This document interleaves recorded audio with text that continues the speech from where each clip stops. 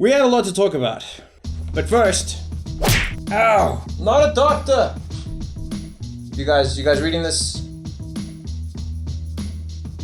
Okay, we are currently being overrun by the internet and all kinds of things about the coronavirus. Now, I'm not here to talk about the virus. I'm not a doctor. However, I do believe that I have an understanding of things that'll help us get a better viewpoint towards this. Today, I'm going to chat to you guys a little bit about the framing effect and how we can look at something as challenging as what we have right now and try to do our best to frame it for the betterment of ourselves and the betterment of everyone around us. Stick with me. Let's get to it.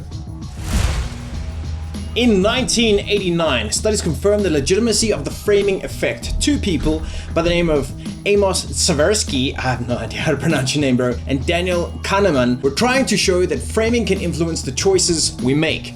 In advertising a product, the product needs to be presented in a positive way. If someone is selling a product for you that is made with 80% natural ingredients, it's worth it to mention that it's made almost entirely with all natural ingredients, instead of saying that 20% of those ingredients are artificial. What I'm trying to say to you guys today is that we have so much information and we have so many opinions about what it is that's going on with us right now. But I'm going to chat with you guys about the framing effect and how we can make sure that we keep our mental health and our mental stability with regards to this freaking virus irritating the hell out of our lives. You're out of here! With that in mind, let's have a look a little bit further. The study gave birth to the concept of the prospect theory. The idea of prospect theory is that people look at decisions by measuring gains and losses. Someone is going to avoid your product if a loss is presented and vice versa. We can think of it the same way with regards to the current coronavirus pandemic. It is not just the virus that we need to think about, it is every single challenge that we will have in front of us at any given stage with regards to what it is that's in front of us, and we can let it overwhelm ourselves and overwhelm our senses, or we can try our best to try and use what we have in order to determine whether or not we are adapting ourselves accordingly. Yes, if people are ill and if people are isolated and if people have economic deterioration far beyond what was ever imagined, it is going to be tough. It will most definitely be tough. However, if you do not allow yourself to think of what you can do in order to get yourself into a successful space, if you do not control your thoughts, it will impact your future.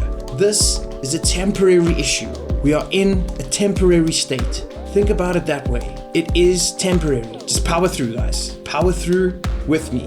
We're all in this together. Now, you get all of these different perspectives upon the same damn thing, and it is from that perspective that I want you to think a little bit further with regards to the framing of the situation that we're in. On behavioraleconomics.com, they have a little bit of an excerpt over here with regards to the framing effect as well.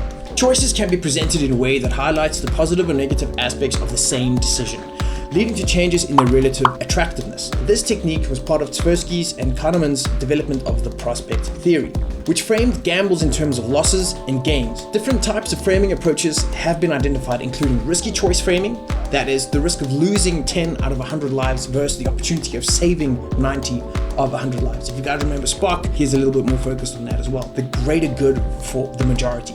Attribute framing, that is, beef is 95% lean versus 5% fat. And then we have goal framing. Some people are complete asses, and those assholes have been going out of their way to make things difficult for the rest of us.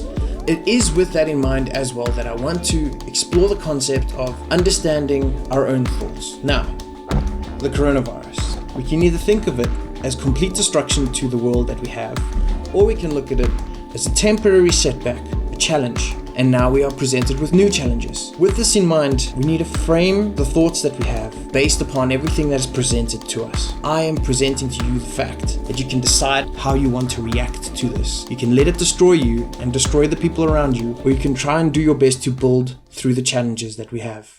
I want to give you guys a few more videos, seeing as there are a lot of the viewers and a lot of my friends that are currently in quarantine and in self-isolation. But I will be starting a series. I really hope you guys enjoy it, and for the most part, I hope that we can all just sort of strengthen each other and get to a better place together. Thank you so much to all the subs. Thank you very much. If you haven't subbed, please sub. Be kind to yourself. Be kind to each other. Like, subscribe. Bye!